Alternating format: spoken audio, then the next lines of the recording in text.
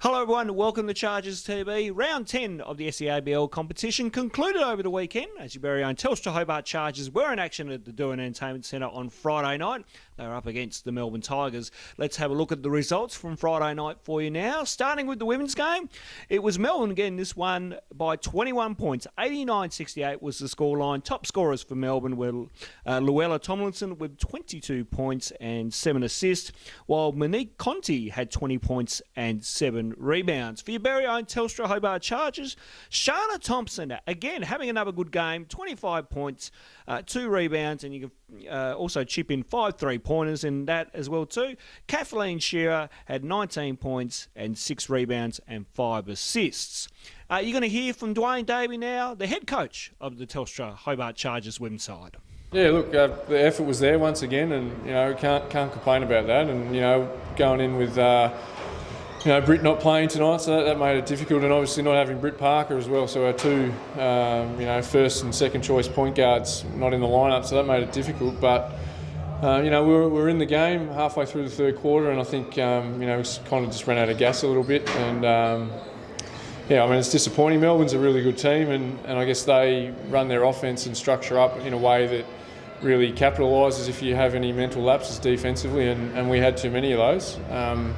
And then it made it really hard for us to compete in the second half. Is that a concern throughout the second half when you addressed the girls in your timeouts? Yeah, we talked about it, we could tell that they were tired as well, and obviously lacking the numbers, and Clara coming back in for her first game for a while. Obviously, we're a little bit off balance and a little bit, I guess not out of shape, but struggling for conditioning there in the second half. So that really made it tough, and Melbourne made us pay. So it's disappointing, but effort's there once again, and I can't fault the team for that. So Dwayne Davey with his thoughts there from Friday night. Now I'm going to bring in my co-host Justin Bryan into our coverage, and of course Justin, welcome. And Hobart's lack of legs, as Dwayne quoted, but Melbourne's great execution on their offence really gave the win for Melbourne in this game here. Well, it was from the jump. You've only got to look, very first play, Melbourne come down the floor. Within 10 seconds, they have a basket. They had a game plan, they stuck to it, and it worked tremendously. You mentioned the legs there, very crucial. Someone like a Taya probably has come back a little early from injury just because of a lack of depth. Someone like a Clara who's only just come back into the side again, as Dwayne mentioned, probably the structure and the balance of the squad, trying to adjust to have someone like Clara back into the team was always going to be a struggle. But you only had to look. There were still the consistencies there. Kathleen consistent. Shana, again, giving those 20-point games, always going to provide offence, whether you've got someone like a Brit in the side or not. You've only got to look at, again, the execution of Melbourne. They were almost flawless in their approach, and they spread it across the floor. It wasn't 1 or 2 people scoring. It was 5, 6 people, always an offensive threat. But it was good to see, and I thought this was the first time in over a month they've managed to do this. They avoided a second and third quarter lapse. There really was no momentum in that game until the last quarter. Melbourne got a bit of a scoring streak going there in the second and third periods, but we were able to keep that defensive effort up and really, stop them getting a wide margin. Again, a lack of legs really hurt us in the last. They blew us out for the win, and all credit to them. I thought they executed very well. Melbourne certainly running their famous shuffle offence to a cue. Let's get Dwayne's thoughts going into this weekend's road trip to Canberra. Canberra are around the same spot as us on the ladder. I'm not 100% sure of their win-loss, but they're a team to be reckoned with, and COE I think is struggling a little bit, but they're young and the most talented kids in the country, so we know that both teams are going to take some beating. But we know that when we've showed that if we can play the right type of basketball, that we can compete with anyone. Now we've just got to get better at doing it for longer and more consistently. And at the moment, that's what's letting us down. And we had a stretch where we won those 4 games in a row, but now we've turned that into 3 losses in a row. So it's not panic stations yet, but if we don't start winning, it's going to be pretty soon. So Dwayne, with his thoughts there going into this weekend's road trip to Canberra. And Justin, let's have a look at the ladder positions now. Obviously, Hobart's still in 12th place there, and Canberra sitting at 11, and then the Basketball Australia Centre Centre of Excellence, sitting at 16th. So 2 games they could get here, and of course the possibility of Britt Smart coming back into the lineup this weekend. Well, you've only got to see it's going to be a really tight contest between Canberra and Hobart, basically side by side on the ladder. Centre of Excellence, although they are lower on the ladder, don't underestimate them. They are at the Centre of Excellence for a reason. These kids can play pretty much. Britt coming back into the side is going to be very helpful for a road trip. You only, mentioned there, we went 3 quarters. We were really strong in contention. Unfortunately, the legs didn't last that long. Having someone like a Britt who is, all WNBL potential when she's playing in the WNBL, there's no reason why we certainly can't get the one up here. Again, it's going to be the execution that's required. They've finally, I think, reached that point where they're going to be able to avoid those second and third quarter lapses, and they are going to be absolutely pivotal on the road against these 2 squads.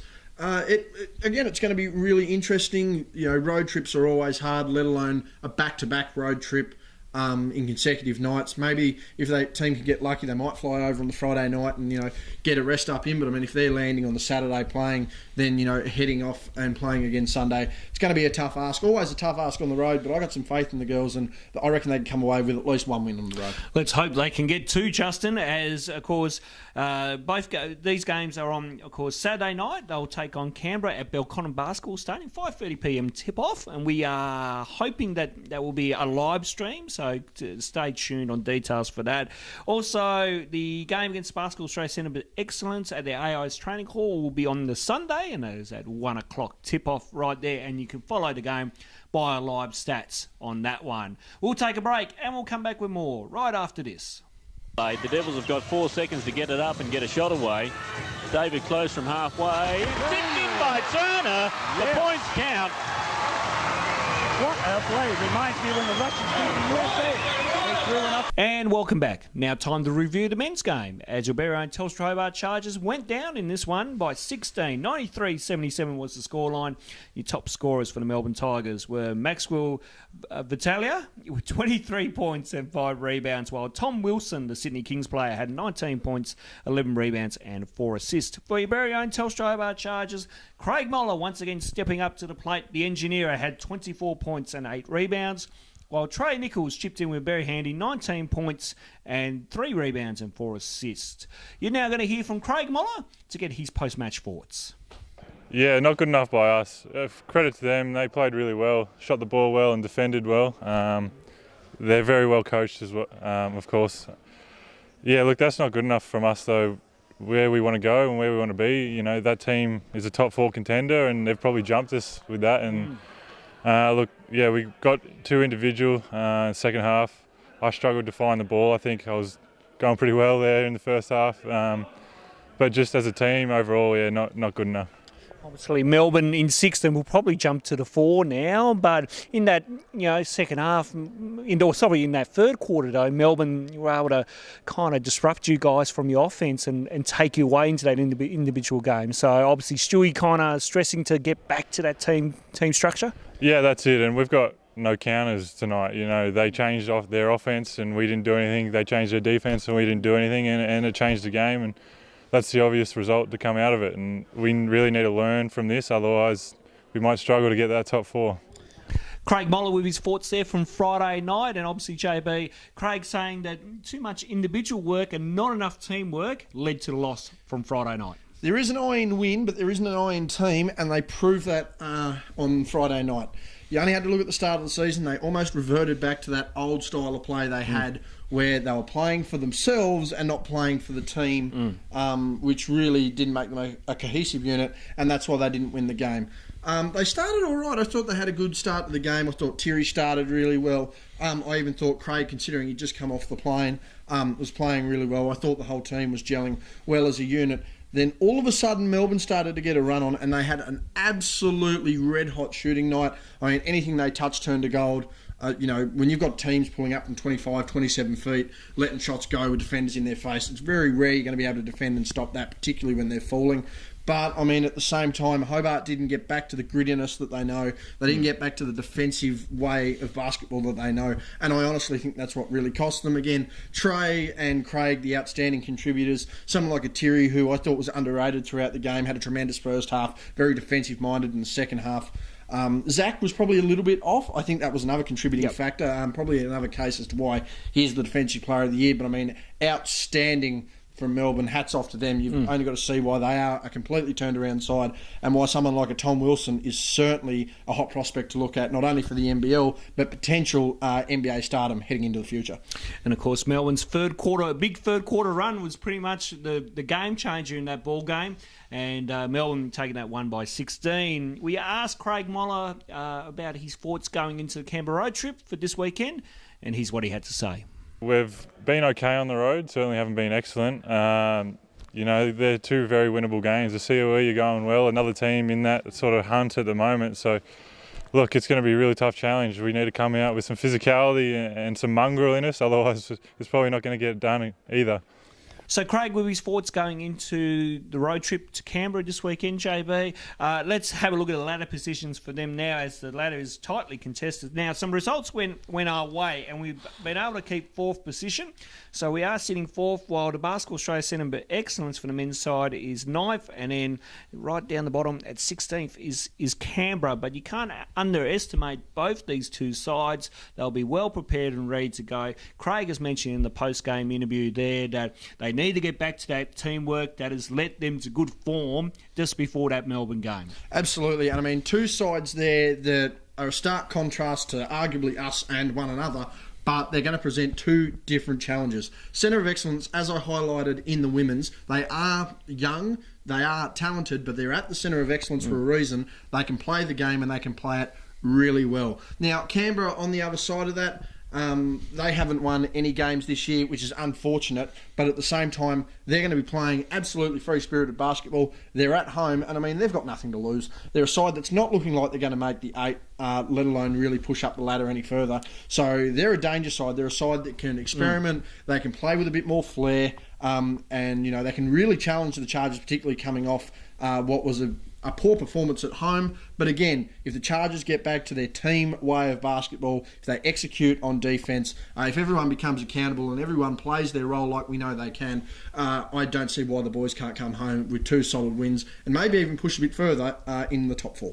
Now, let's take note here. There was some. So in the original fixture, you might have seen that the game on Friday night against the COE was scheduled for 8. They've moved that now to 6 o'clock. So note the early time, 6 p.m. tip-off at the AIS training hall. Then Saturday night is a 7:30 tip-off at Belconnen Basketball Stadium, where they will take on the Canberra Gunners, and we do think that game will be live streamed as well. But stay tuned to our social media platforms for details in regards to that. We'll take a break and then we'll wrap it all up right after this.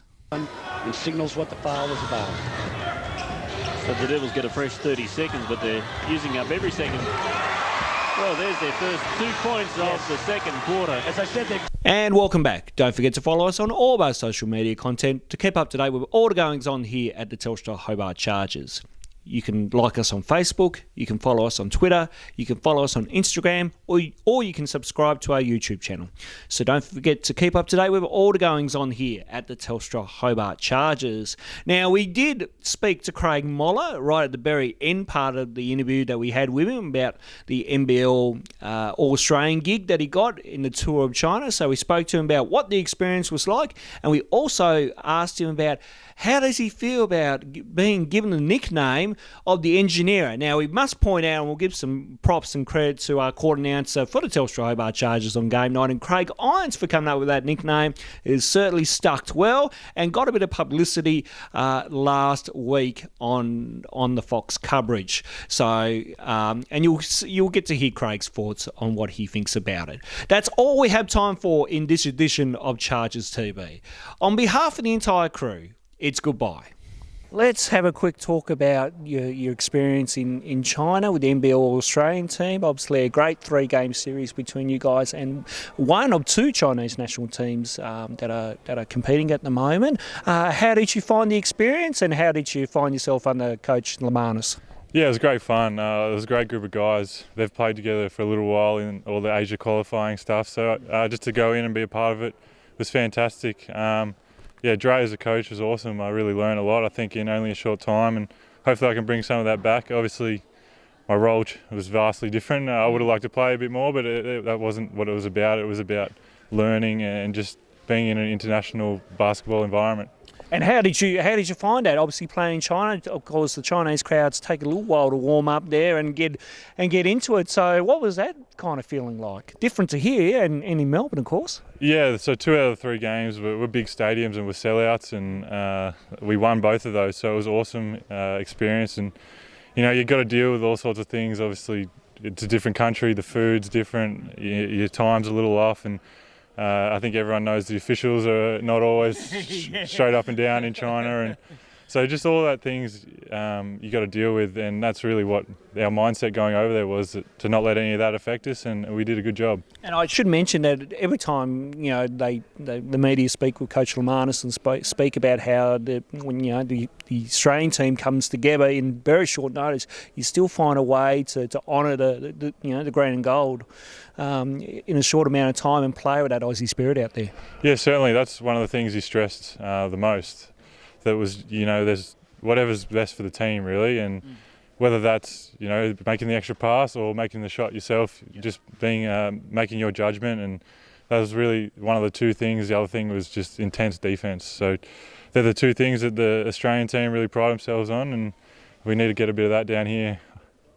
And of course, on the Fox broadcast, we were able to somehow get the engineer put out there for a bit of a shout out. Now, obviously, the court announcer here, Craig Irons, has given you that nickname, and it sticks with you for a fair bit. So, obviously, you've only found out, I think, just now, as we told you before we went on the air. So, how do you feel about being called that, mate?